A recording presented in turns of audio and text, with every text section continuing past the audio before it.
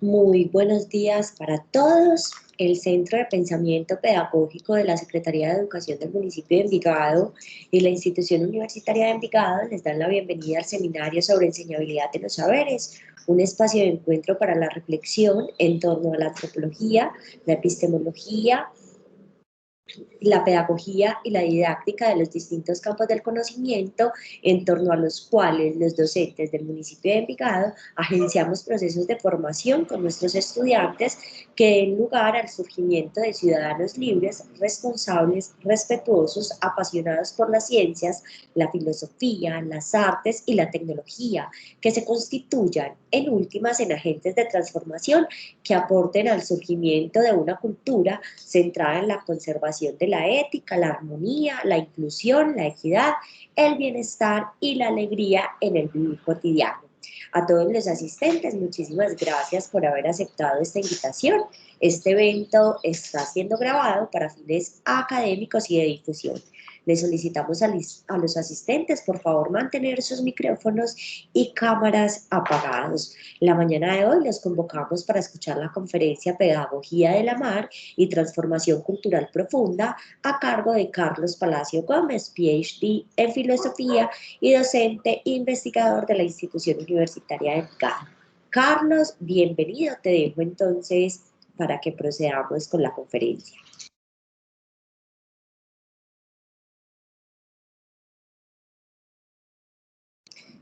Carlos, ¿no se escucha? Hola Natalia, muchas gracias por la presentación. Un saludo muy cordial a las personas que aceptaron la invitación a este encuentro al que convoca el Centro de Pensamiento Pedagógico de Envigado, creado por nuestro secretario de Educación, Juan Gabriel Vélez Manco, quien está al frente del ecosistema educativo 4.0 del municipio. Pues bien, el día de hoy queríamos compartir específicamente con los centros de educación preescolar de nuestro municipio esta conferencia titulada Pedagogía de la Mar y Transformación Cultural Profunda. Esta conferencia forma parte de un ciclo de 4 seminarios que busca fundamentalmente compartir con la comunidad educativa del municipio, en especial del sector de preescolar, los fundamentos para que Envigado se constituya en un foco generador de una transformación cultural profunda de mentalidad en Colombia. Nosotros somos conscientes de que los problemas por los cuales atraviesa nuestra nación no son todos dependientes del factor ideológico o económico. Sin duda que son múltiples los factores que inciden en el deterioro del tejido social que refleja nuestra nación.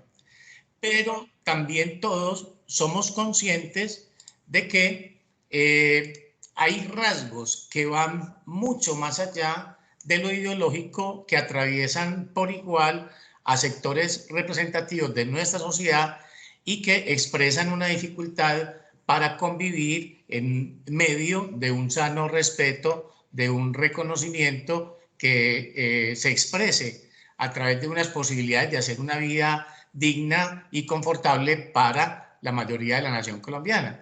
Entonces, todos los días nosotros encontramos noticias que expresan, lamentablemente, una disposición enorme en la sociedad colombiana a desconocer al otro, a agredir al otro. Los índices de violencia contra los niños, contra los jóvenes, contra las mujeres, contra los adultos en general, contra cualquier ser vivo en Colombia, lamentablemente crecen mes a mes. Entonces, nosotros desde el Centro de Pensamiento Pedagógico nos estamos proponiendo eso, pensar la posibilidad de generar una transformación cultural profunda de mentalidad que haga que en Envigado se viva y desde Envigado se promueva para la nación en su conjunto una forma de relacionarnos en la vida cotidiana en la cual se sienta que hay ética. Uno siente que hay ética en una relación cuando uno siente que uno es importante en esa relación, que a la persona con la que uno se está relacionando, en cualquier dimensión que sea esta relación, Uno siente que a uno le importa, que el bienestar de uno es importante para esa persona. Uno en ese momento siente que está siendo tratado éticamente, de generar una cultura de Envigado y para la nación en su conjunto, en la cual sintamos que hay inclusión en la forma como nos relacionamos en la vida cotidiana, que hay equidad en la forma como nos tratamos y que eso, por supuesto, genera una cultura centrada en el bienestar, en la armonía y en la alegría del vivir cotidiano, ¿cierto? Entonces, a eso va encaminado esta conferencia y este programa. El de Pedagogía de la Mar y Transformación Cultural Profunda busca compartir los fundamentos antropológicos y epistemológicos que permiten generar una pedagogía que yo denomino pedagogía de la mar, que tiene la capacidad de inducir ese cambio cultural profundo de mentalidad en nuestra nación. Y obviamente que nosotros lograremos ese propósito en la medida en que cada vez seamos más conscientes de esas variables de las cuales depende esa pedagogía de la mar que tiene la facultad y la capacidad de producir ese cambio cultural profundo de mentalidad en nuestra nación. Claro, si nosotros logramos vivir en la vida cotidiana una cultura que conserve la ética como acabo de describirla, como esa relación en la cual uno siente que uno es importante para el otro, que uno es considerado de una manera integral, si somos capaces de generar ese vivir cotidiano en el cual sintamos la equidad, uno va a organizaciones empresariales y a instituciones educativas donde uno se da cuenta que hay unos tratamientos inequitativos, que hay personas que son consideradas con más especialidad que otras, que hay personas que no son reconocidas, que no son atendidas, que no son escuchadas. Si nosotros logramos generar esas culturas en donde la equidad sea algo que se perciba en el medio ambiente, en la forma como se conserva, como se conversa, perdón, como se miran, como se escuchan, como se consideran los integrantes de una organización, si logramos generar esa cultura centrada en el bienestar, en la inclusión, en la alegría y en la armonía, pues obviamente que todos estos factores que a nosotros nos molestan del vivir cultural colombiano, pues irán desapareciendo. Seremos capaces de generar una cultura en la cual los índices de violencia contra los niños, contra las niñas, contra los jóvenes, contra las mujeres, contra cualquier hombre, contra cualquier ser vivo, tienda a cero. Listo. Entonces, el día de hoy quiero compartir con ustedes un fundamento de carácter antropológico, es decir, un elemento relacionado con la manera que tenemos de comprendernos a nosotros mismos los seres humanos, que yo considero que es inspirador en este propósito. Quiero compartir con ustedes un elemento de carácter antropológico entregado a la comunidad académica por la arqueología y la antropología contemporánea, que a mi modo de ver hacen que ese propósito de generar una cultura tan distinta a la que estamos viviendo en nuestro vivir cotidiano no sea algo utópico, sino que sea algo que efectivamente podamos nosotros realizar, podamos nosotros procesar, podamos nosotros convertirnos en agentes de esa transformación cultural en la medida en que seamos personas que estemos irradiando con conciencia de lo que estamos haciendo, una cultura en la cual el vivir cotidiano sea, digámoslo, una experiencia gratificante, estética, porque hemos logrado generar la verdad de la convivencia como obra de arte. Yo considero que la verdad más importante a la cual podemos aspirar nosotros, los seres humanos, es precisamente generar una forma de convivir en la cual el encuentro con los otros sea grato, sea la oportunidad de vivir en dinámicas de colaboración, de co-creación y de co-inspiración. Bueno, mis queridos asistentes, entonces, en ese sentido, voy a compartir con ustedes estas diapositivas en las cuales, reitero, quiero compartir un elemento que contribuye a que ese propósito de generar una cultura que esté centrada en la armonía, en la equidad, en la inclusión, en el bienestar, en la alegría y en la ética sea algo efectivamente posible. Bueno, entonces, este es el propósito de este seminario, el de inducir una cultura que esté centrada en conservar esos aspectos del vivir que acabamos de mencionar. Notemos que aquí estamos promoviendo como una mirada sistémica, una mirada holística, en la cual todos estos aspectos que a nosotros nos gusta estén presentes en la forma de nuestro convivir cotidiano, aparezcan espontáneamente. Entonces, eso es lo importante, digámoslo, de lo que quiero compartir con ustedes el día de hoy, que me parece que tiene un poder inspirador suficientemente amplio para que todos estos aspectos aparezcan de una manera espontánea en la vida cotidiana. ¿A quién no le gusta vivir en la ética, en la inclusión, en la equidad, en el bienestar, en la armonía y en la alegría? Bueno, hay una forma de vivir cultural que producen todas esas marcas y esas características en el vivir cotidiano humano. Bueno, entonces sabemos que todo proceso educativo reposa en unos elementos de carácter antropológico y epistemológico tácitos, digámoslo, implícitos o manifiestos, ¿cierto? Pero todos estamos trabajando en la educación sobre la base de una forma de comprender específica al ser humano y sobre la base de una forma particular de comprender el proceso de conocimiento, ¿cierto? Listo, eso queda claro. Ahora, dependiendo de esos presupuestos, entonces también dependerá el mundo en el que se da el acto educativo y la dirección que toma el acto educativo, dependiendo si yo pienso al ser humano como un hijo de Dios, si pienso al ser humano como un ser invitado a emanciparse de aquello que lo oprime, etcétera. Dependiendo de esos presupuestos de los cuales yo parta, entonces mi acto educativo va a tener un sentido y va a tener una dirección, ¿cierto? Muy bien. Ok, dicho eso, entonces, digamos que la pedagogía de la mar de la cual estamos hablando en esta presentación se hace responsable de que los seres humanos no siempre hemos sido matriarcales patriarcales. Atención, que este es, diría yo, uno de los aspectos importantes de lo que quiero compartir con los asistentes el día de hoy. Sabemos que las culturas patriarcales son culturas piramidales en las cuales el hombre tiene el poderío, el padre.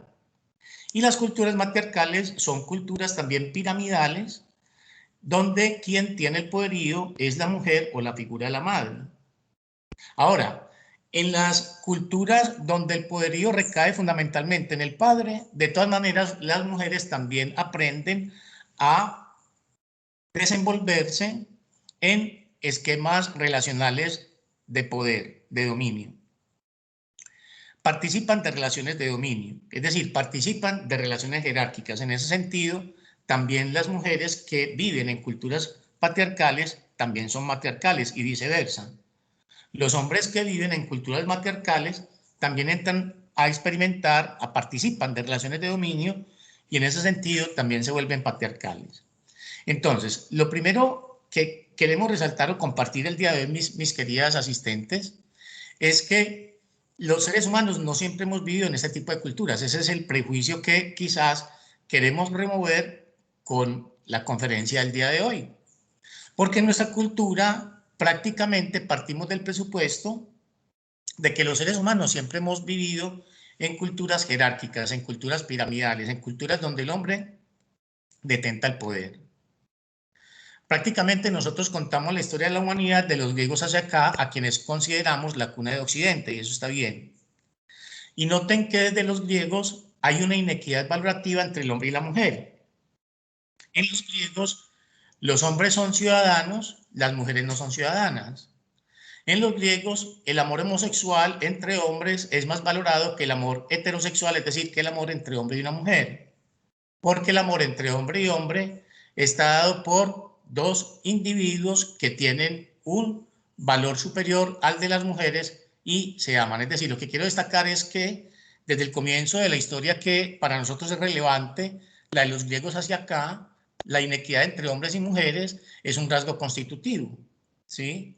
Por lo tanto, es muy probable que en nuestros lugares o dimensiones más profundas de nuestro psiquismo tengamos entonces establecida esa idea de que esa inequidad es constitutiva del ser humano, de la condición humana. Y entonces es probable que si esa verdad la tenemos arraigada en las dimensiones más profundas de nuestro inconsciente, de manera inconsciente perpetuemos esa forma de relación que sin duda alguna no produce ninguna de las marcas atractivas de la cultura que estamos proponiendo promover desde la vivencia de la pedagogía de la mar. Las culturas matriarcales, patriarcales, que son culturas piramidales, no estoy diciendo que sean culturas malas, de todas maneras son culturas en donde las emociones del dominio, de la imposición, tienen un lugar preponderante, donde la competencia tienen un lugar distintivo, donde en últimas la lucha y la guerra tienen un lugar permanente, acontecen de una manera recurrente. Estas culturas matriarcales, patriarcales, notémoslo, no son culturas que produzcan espontáneamente los rasgos que a mí me parece son atractivos de un vivir cultural. No están centradas en la conservación de la ética, son culturas más bien moralistas, no son culturas equitativas, son culturas que de entrada plantean una inequidad entre el género masculino y el femenino. No son culturas incluyentes, son culturas que siempre van excluyendo a alguno. Noten que en las familias piramidales generalmente hay una persona que es como marginada de la familia, el que menos valor tiene, el que es excluido por todos. No son culturas, por lo tanto, que promuevan un bienestar espontáneo, no son culturas que estén promoviendo, por lo tanto, una alegría consustancial al vivir, no son culturas que estén conservando la armonía. Entonces, lo primero que queremos compartir con ustedes el día de hoy es que esta pedagogía de la mar que sin duda ustedes practican, ¿cierto?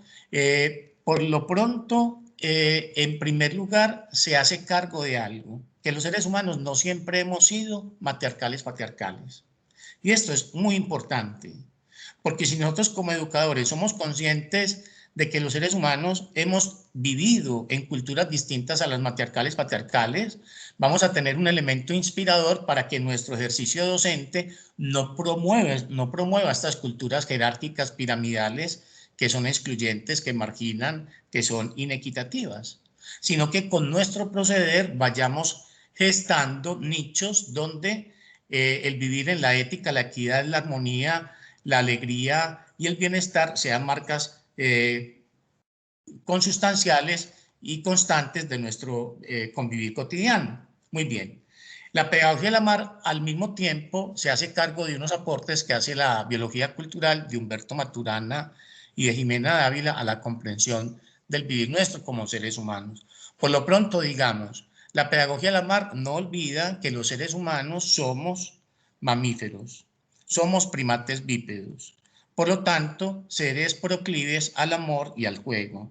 Ese es un dato que se decanta inmediatamente de recordar que los seres humanos somos seres biológicos, que somos mamíferos, que somos primates bípedos, que por lo tanto nuestra inclinación al amor y al juego es una marca constitutiva de nuestro ser.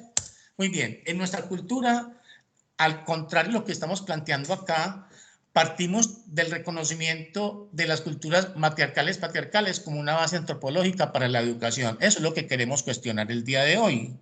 Invitar a los asistentes a que pensemos en el horizonte de transformación cultural que se nos abre para nosotros como educadores si abandonamos la idea de que los seres humanos siempre hemos sido matriarcales, patriarcales. Si abandonamos prácticamente la certeza de que siempre el dominio ha estado presente en las relaciones humanas, si abandonamos la creencia de pensar que las relaciones humanas siempre han necesitado tener un componente de hostilidad. Muy bien. Notemos que en las culturas matriarcales, patriarcales, representamos, obviamente, a la divinidad a través de figuras masculinas que generalmente detentan elementos fálicos intimidantes. Tenemos la figura de los dioses griegos, de los dioses romanos, de los dioses judíos, de los dioses cristianos, etc. Culturas matriarcales, patriarcales, en donde generalmente al hombre se le ha adjudicado un valor superior al de la mujer, opta por representar a la divinidad a través de figuras masculinas que detentan elementos intimidantes. Esto lo que revela es ese trasfondo de poderío y de imposición que genera las culturas en las cuales nosotros vivimos, nuestras culturas matriarcales, patriarcales. Acabo de decirlo, culturas que no generan espontáneamente la ética, la inclusión, la equidad, el bienestar, la alegría, la armonía y la alegría. Muy bien, entonces en estas culturas tenemos este trasfondo imaginario. A Dios hay que tenerle temor. Dios es un ser masculino atravesado por emociones de ira, por emociones de rabia, que si es provocado por el ser humano, desatará sobre nosotros el mayor de sus castigos. Pero atención, esto es lo que quiero transmitir el día de hoy, que me parece que es importante, que me parece que es inspirador.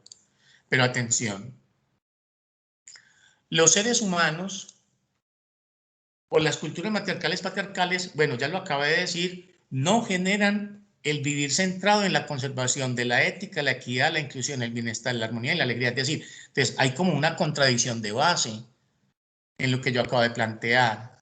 Creemos que siempre hemos vivido en culturas matriarcales, patriarcales. La historia de los griegos hacia acá es prácticamente una historia ininterrumpida de culturas matriarcales, patriarcales, donde hemos vivido una serie ininterrumpida de confrontaciones bélicas que se justifican con distintas ideologías de carácter político o religioso. Por lo tanto, estas culturas no generan la ética, la equidad, la inclusión, el bienestar, la armonía y la alegría de una manera espontánea. Pero nosotros queremos vivir en culturas que tengan ética, equidad, inclusión, bienestar, armonía y alegría. Porque queremos estar en relaciones éticas donde nosotros sintamos que nuestro bienestar es importante para el otro. Ahí es donde uno siente que está tratado con ética. Porque queremos estar en relaciones donde el tratamiento sea equitativo, donde nuestros aportes y nuestras fortalezas sean reconocidas como las de los demás. Queremos estar en relaciones donde seamos considerados, donde seamos incluidos, donde no seamos marginados, donde no seamos segregados. Preferimos estar en bienestar que en malestar. Preferimos la armonía al conflicto, preferimos la alegría a la tristeza. Y resulta que la cultura en la que vivimos y que creemos que es la única cultura en la que ha existido la especie humana no produce eso, ¿cierto? Ahí está la contradicción que queremos señalar el día de hoy. Listo. Vemos que las culturas matriarcales patriarcales son productoras de confrontaciones y de guerras. Muy bien. Pero atención, una sola generación de niños y jóvenes educados por padres y docentes, conscientes de la pedagogía del amar, cambiará el curso de nuestra sociedad, pasando de la cultura de la agresión al cultivo del respeto, el reconocimiento y la colaboración, no en el discurso, sino en la cotidianidad del vivir. A nosotros no nos interesa estar en instituciones donde hayan carteles de las misiones, de las visiones, de los valores, de muchas consignas.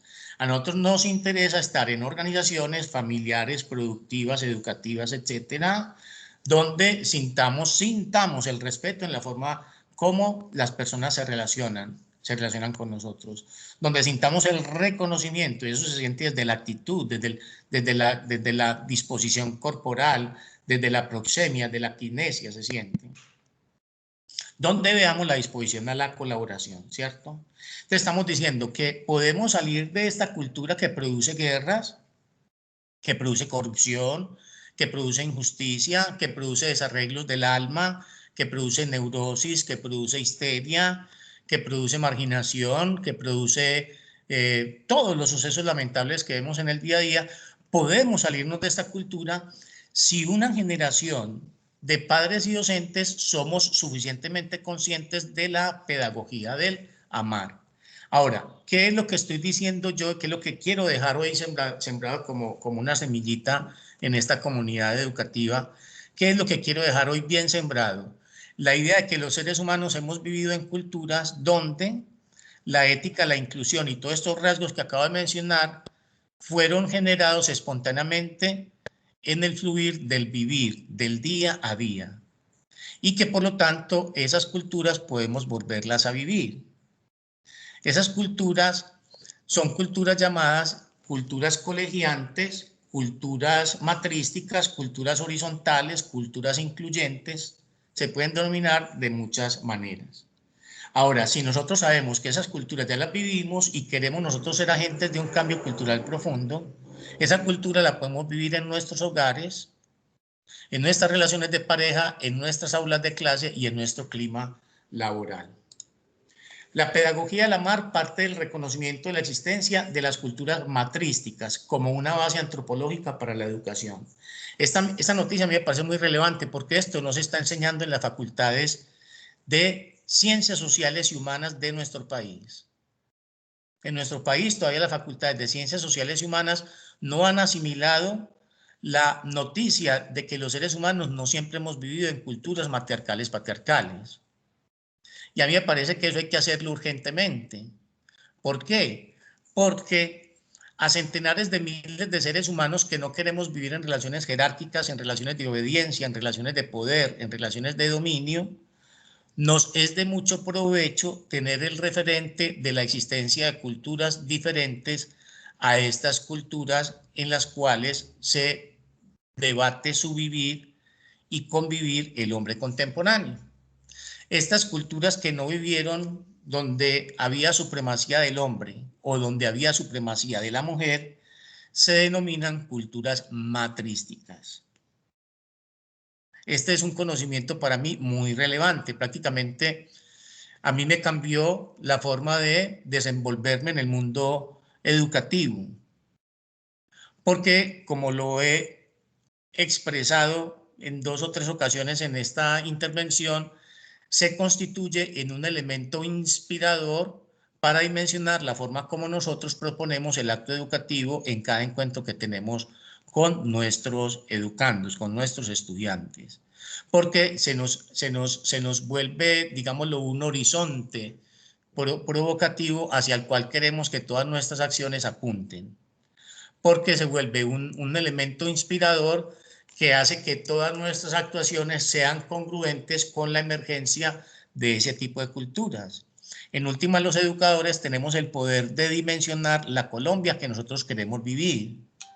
En última, yo vivo con mis estudiantes la Colombia que yo quiero vivir si yo soy suficientemente consciente de las relaciones interpersonales que yo quiero vivir. Como tengo el poder de inducir esa relación, de exhibirlas a través de mi ejemplo, entonces lo puedo hacer.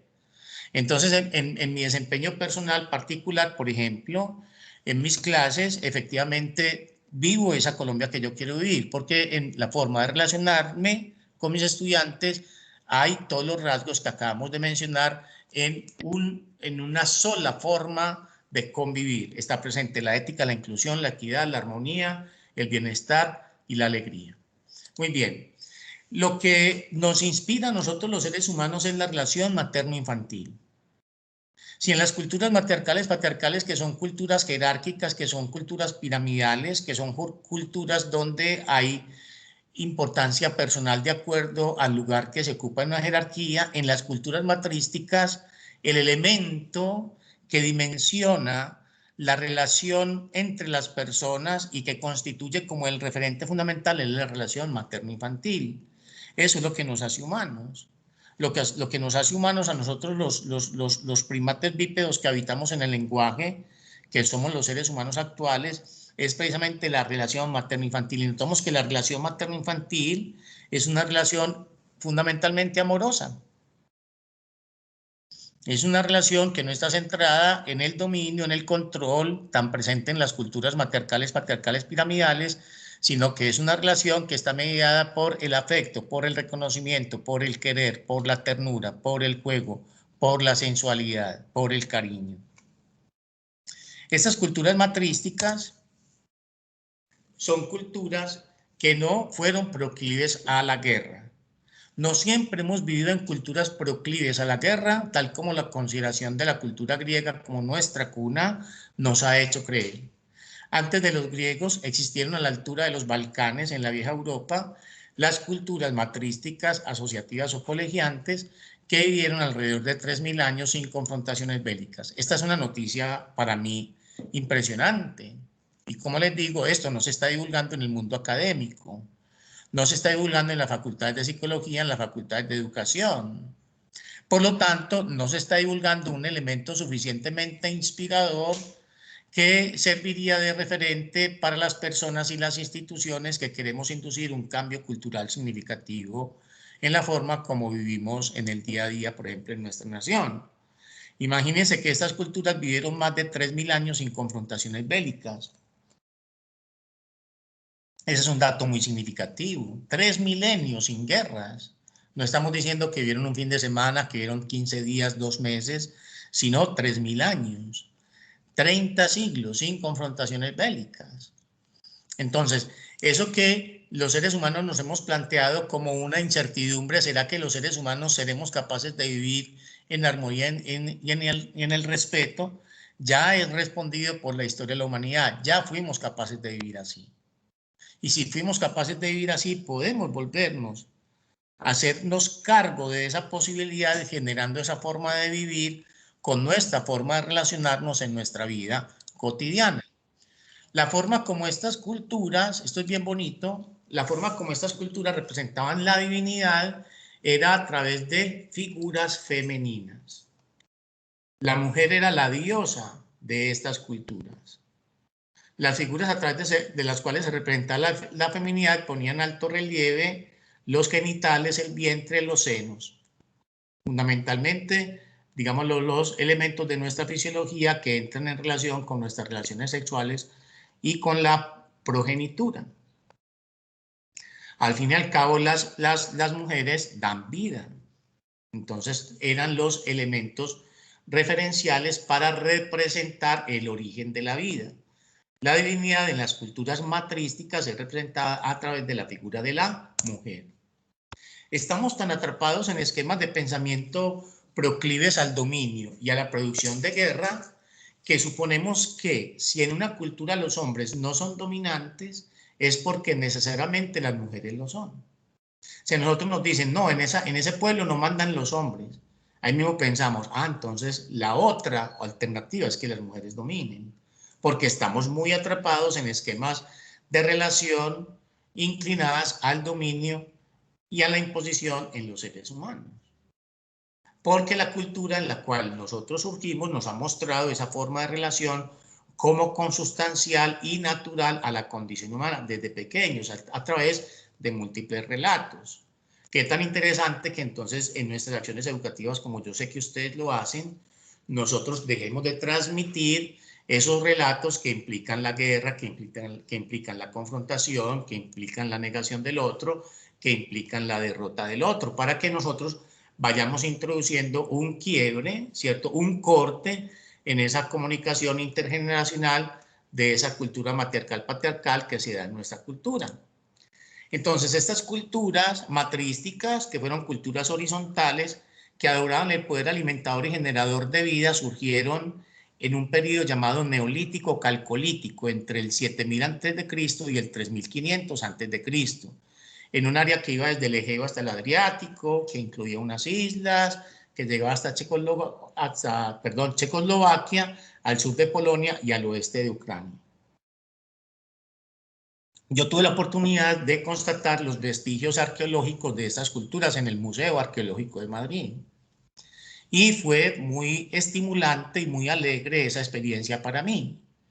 Poder presenciar los vestigios de una cultura que vivió alrededor de la armonía, que vivió alrededor del amor, que vivió alrededor del juego, que vivió alrededor del cuidado recíproco, que vivió alrededor del cuidado de la naturaleza, del tratamiento amoroso y amable de las demás especies, que vivió alrededor de la sensualidad, del erotismo, que vivió alrededor del cuidado de los niños por parte de hombres y mujeres. Es decir, culturas que vivieron en el paraíso. Las representaciones pictográficas de estas culturas son hermosísimas. Las representaciones pictográficas de estas culturas expresan una relación de equidad entre el hombre y la mujer, la forma como se representan a sí mismas y una relación de armonía con el entorno. Muy bien. Entonces, lo más expresivo del arte de esta época de la humanidad, que a mí me parece que la tenemos que resaltar, y digo yo, tener presente para nuestras relaciones familiares de pareja, para nuestras relaciones pedagógicas, para nuestro clima laboral. Atención con esto. Lo más expresivo del arte del neolítico es lo que no refleja, lo que no retrata. En el arte de este periodo de la historia de la humanidad sus representaciones pictográficas y sus esculturas no muestran poder armado, no muestran signos de crueldad, ni fuerza basada en la violencia. No aparecen guerreros nobles, ni representaciones de batallas, ni conquistadores heroicos, ni tumbas de jefes de grupos, ni soberanos poderosos, ni fortificaciones militares. Conclusión: no vivenciaron sucesos bélicos ni guerreros, porque ustedes saben que los seres humanos a través del arte plasmamos aquellas vivencias que terminan siendo impactantes de una u otra manera para nosotros.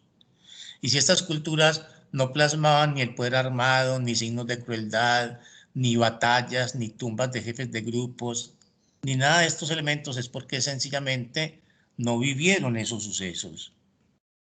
Esto es bien interesante. Y esto es lo que a mí me parece que se constituye en un elemento inspirador para nuestra educación y para nuestra propia vida. Que nosotros formamos parte de una especie que vivió en el amor y en el juego, que vivió en el paraíso, que vivió distante de la guerra, que vivió distante de la confrontación, que vivió en relaciones de confianza, en relaciones gratas, en relaciones que propiciaban la salud del cuerpo y del alma. En relaciones culturales, donde vivimos la ética, la inclusión, la equidad, la armonía, la alegría y el bienestar, no aparecen enfermedades psicológicas, no aparecen ni la neurosis, no aparece la histeria, no aparecen ese tipo de manifestaciones. Entonces, esta imagen quiere como recrear ese trasfondo imaginario de estas culturas que quiero poner en alto relieve el día de hoy. Las culturas matrísticas, que fueron las primeras culturas con las cuales comenzó la humanidad su historia sobre esta tierra. La divinidad era la madre tierra. La divinidad se representaba con figuras femeninas.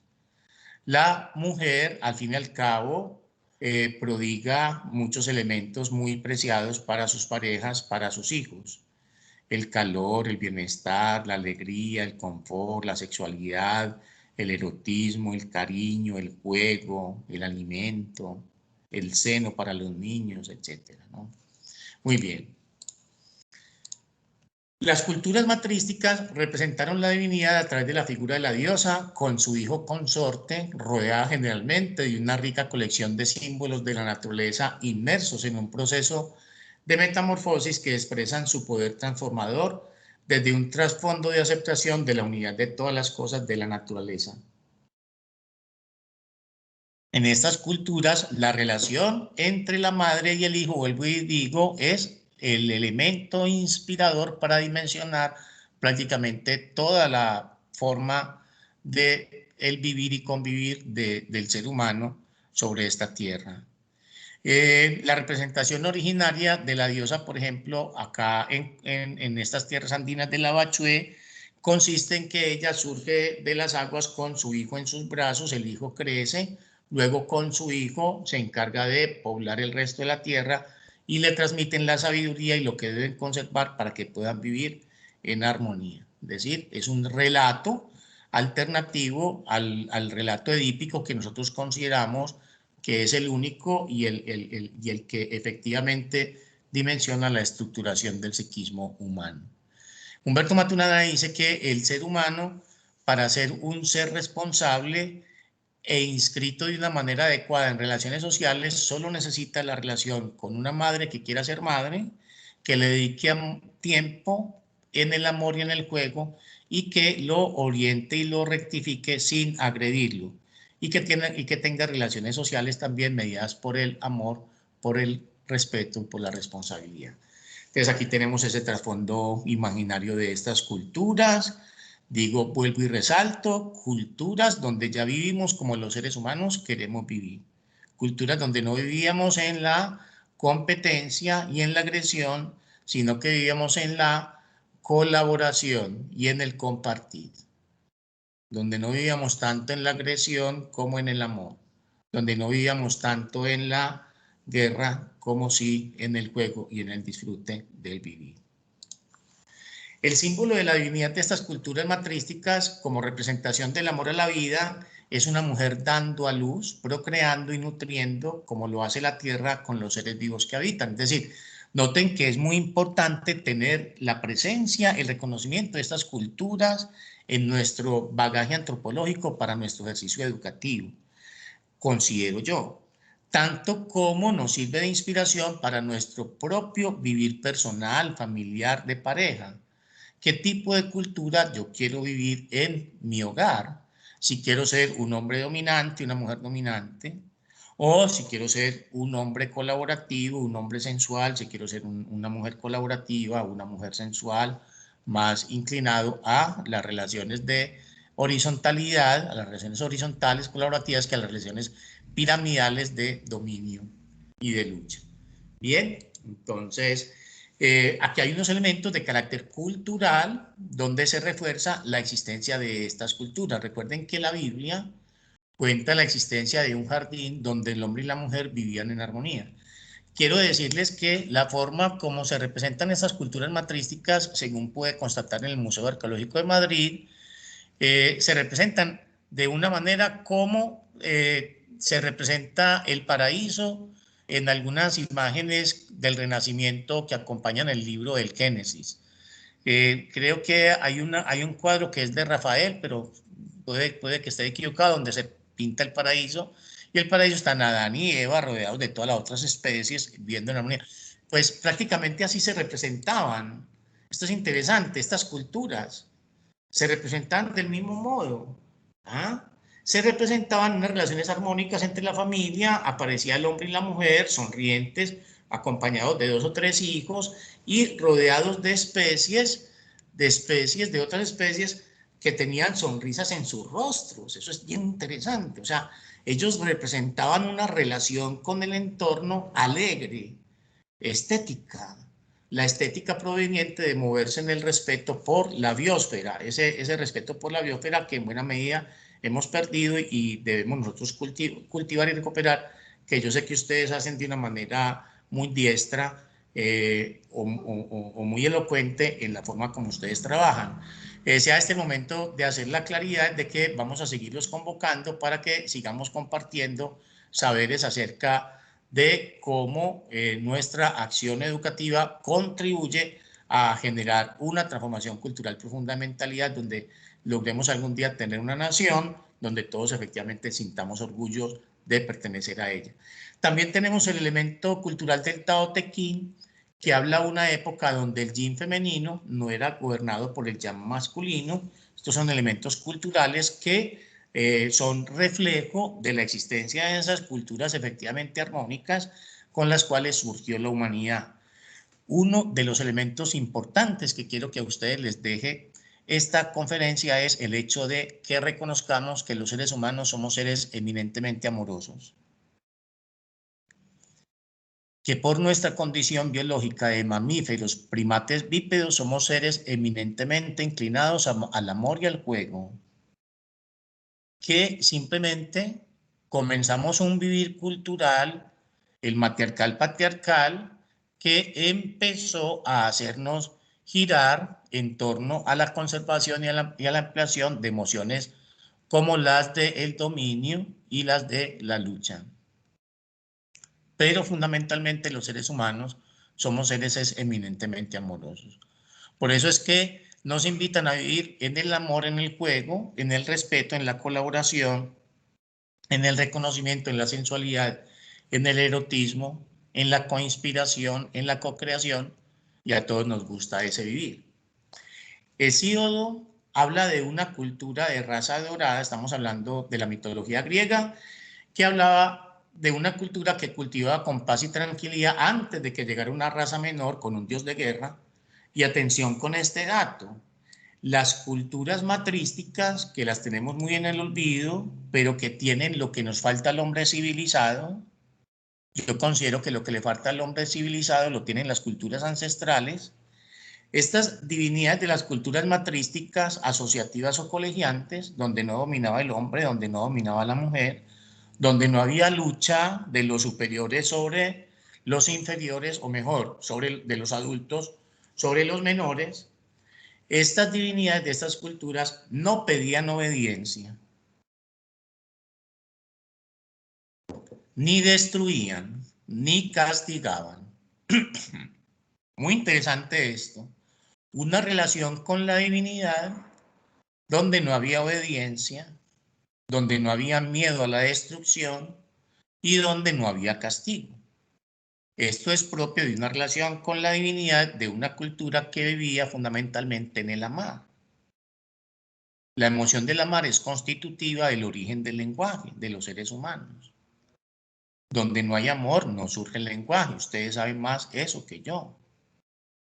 Donde los niños que no son recubiertos de relaciones de afecto y de juego no desarrollan el lenguaje. Los seres humanos somos fundamentalmente hijos del amor. Y nos enfermamos cuando perdemos el amor.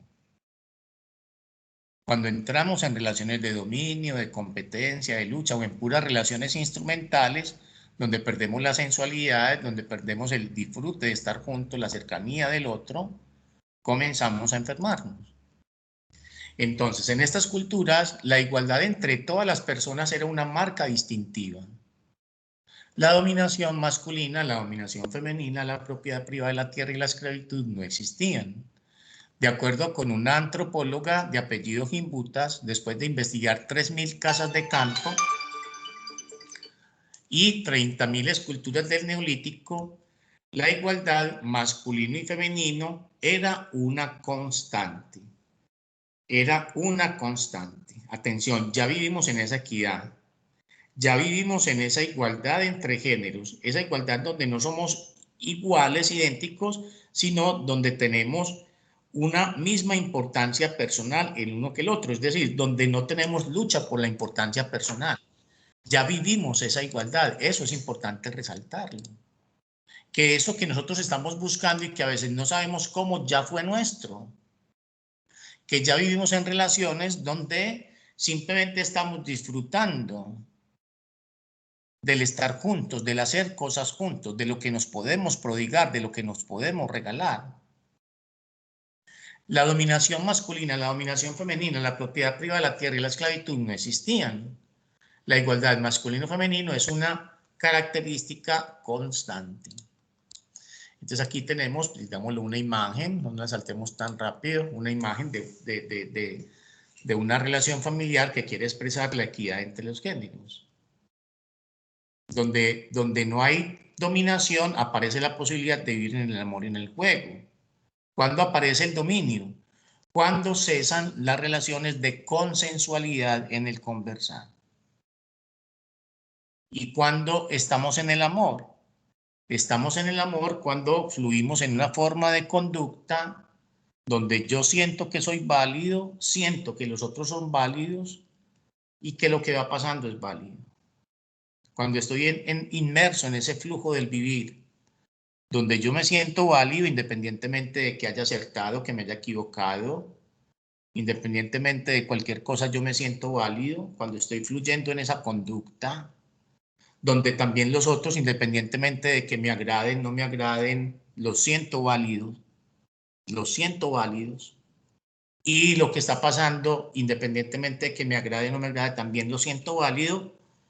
Un observador percibe que estoy fluyendo de una manera amorosa. Eso es bien interesante, ¿no? Y nos gusta cuando nos tratan así. Es decir, nos gusta que nos traten como personas válidas, incluidos los momentos donde estemos equivocados. Nos gusta, ¿no? Nos agrada.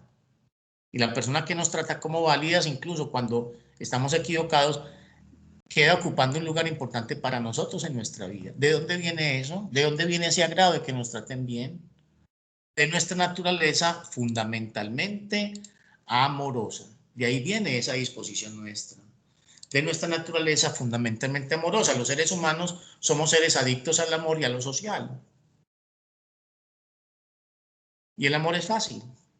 No es un don, no es una virtud, el amor es fácil. El amor es, como nos enseña el maestro Humberto Maturana, fluir en una forma de conducta donde yo siento que soy válido, siento que los otros son válidos, así tengan preferencias ideológicas distintas, así tengan formas de comportamiento distintos, así hayan incluso hecho cosas en contra de mí. Si yo siento que es válido, que es una persona humana que también se equivoca, que todavía no ha aprendido, una persona, un observador me ve como una persona amable.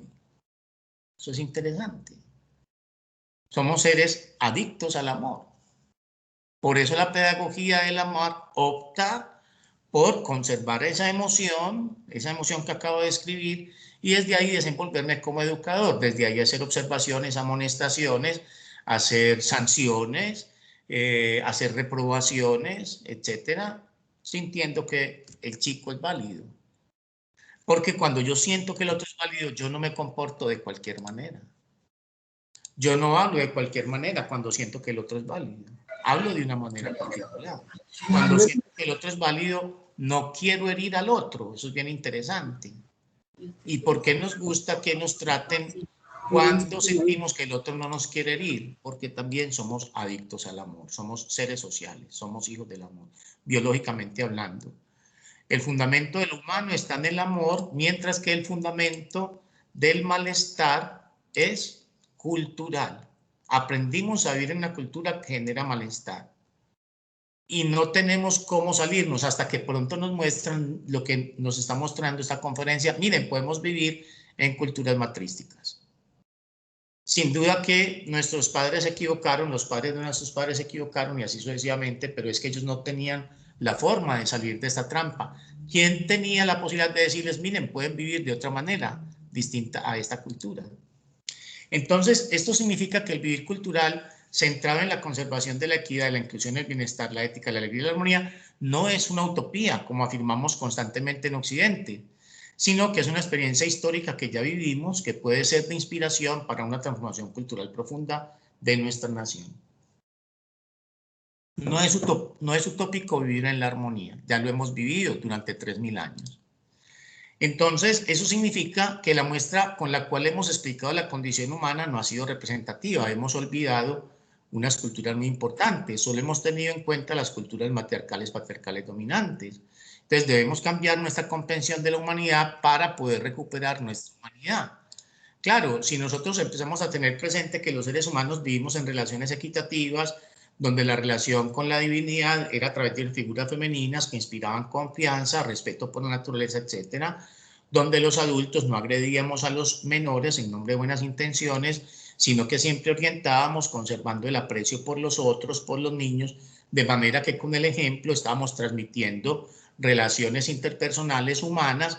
Entonces vamos a tener un repertorio más amplio para nuestro desempeño como profesionales de la educación, ¿cierto? Entonces, en realidad, este asunto va mucho más allá. Los seres humanos aparecimos hace 3 millones de años sobre la Tierra y desde ese entonces hemos sido una especie eminentemente amorosa y juguetona. El amor y el juego fueron los fundamentos olvidados de lo humano. Hace 3 millones de años nuestra familia ancestral empezó a vivir coordinando coordinaciones de acciones, coordinando recursivamente coordinaciones de acciones. Y los niños aprendieron ese vivir. Los niños aprendieron a coordinar una y otra vez las acciones con los otros. El uno veía que el otro deseaba coger un fruto y veía que podía colaborarle, entraba a coordinarse con el otro, le bajaba el gajo del árbol, el otro veía que el fruto le quedaba más cerca, cogía el fruto, luego partía el fruto con quien le bajó el gajo para facilitar su recolección y así sucesivamente. Los primates que nos antecedieron fueron coordinando sus acciones, se daban la mano para ayudarse a pasar un arroyo, para subirse a un árbol, para cargar a los niños, para limpiarse el cuerpo, etc. Y fueron viviendo en relaciones eróticas y sensuales cada vez más intensas. Hace 3 millones de años la sexualidad de la mujer se amplificó y el periodo de dependencia del niño con la mujer también dio lugar a la neotenia. Es decir, todos estos son signos que implican o que muestran que nuestra especie fue una especie eminentemente amorosa y juguetona. Que si no hubiera sido por la emoción del amor que nos permite la confianza corporal con el otro, no hubiera aparecido el lenguaje, que es lo que nos constituye a nosotros como propiamente seres humanos. Bien, entonces, si somos una especie eminentemente amorosa, podemos recuperar ese vivir. Y el día de hoy quería compartir con ustedes la noticia según la cual los seres humanos vivimos en culturas que vivieron centradas en el amor y en el juego y que esas culturas podemos volverlas a vivir.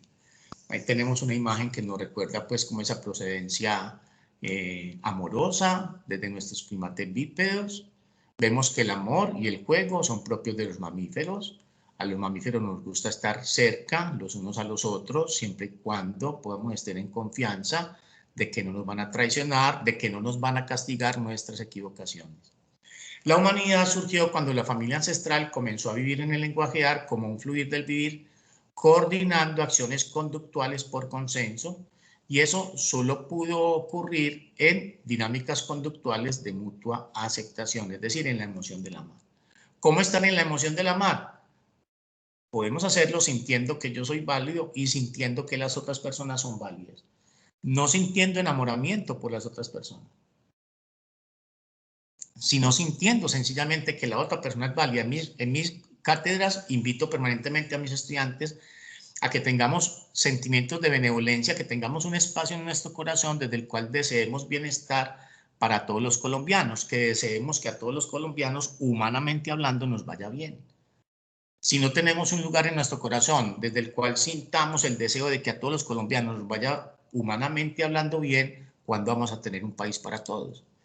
Entonces, la historia de la humanidad ha sido eminentemente amorosa y lúdica y no guerrera.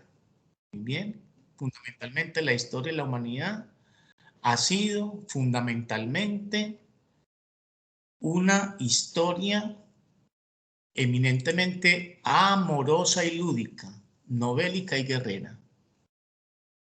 Esto es interesante.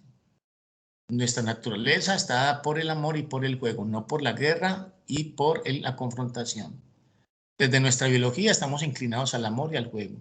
Es nuestra cultura la que hemos aprendido a vivir. Les voy a explicar ya en el segundo encuentro de dónde apareció esta cultura, que hemos aprendido el gusto por la guerra y por la confrontación. Muy bien, somos mamíferos. Aquí tenemos otra imagen muy bonita de delfines. Tenemos una imagen también aquí muy bonita de felinos, que son fundamentalmente amorosos. También viven en el amor y en el juego y en el cariño y en el reconocimiento. Y aquí nosotros seres humanos que podemos recuperar dicho vivir si nos hacemos conscientes de nuestras emociones y empezamos a privilegiar esa emoción del amor, esa emoción de la aceptación de mi ser y de los otros, en la forma como fluyo en el día a día de mi quehacer educativo. Bueno, mis queridos asistentes, entonces esta era la charla que el Centro de Pensamiento Pedagógico quería compartir con ustedes el día de hoy. Les agradecemos mucho la atención. Ya les voy a dar la palabra si tienen alguna intervención, alguna pregunta. Anunciarles que esto forma parte de un ciclo de 4 conferencias. Me gustaría mucho que nos siguieran acompañando de tal manera como que también aprovechemos esta ocasión para generar como una red de instituciones del preescolar donde podamos ir generando un espacio de encuentro donde además de esto que quiere compartir el ecosistema educativo 4.0 con ustedes, encabeza nuestro secretario Juan Gabriel del Banco y nuestro alcalde Braulio Espinosa Márquez, que ustedes se dan cuenta quiere proponer un cambio significativo de carácter cultural para nuestra nación. Ustedes también nos compartan sus fortalezas y más adelante podamos entonces también tener espacios donde alguno de ustedes simplemente quiera compartirnos alguna cosecha, algún aprendizaje que han hecho en esta tarea de educar a nuestros niños para enriquecer a las otras personas apasionadas por este mismo quehacer. Bueno, mis queridos asistentes, si hay alguna intervención, alguna pregunta.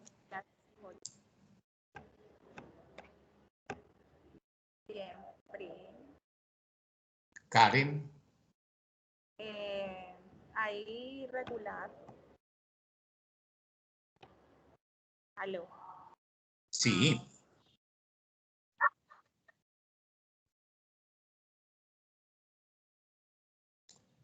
Bueno, parece que Karen no quería hablar con nosotros. Muy bien.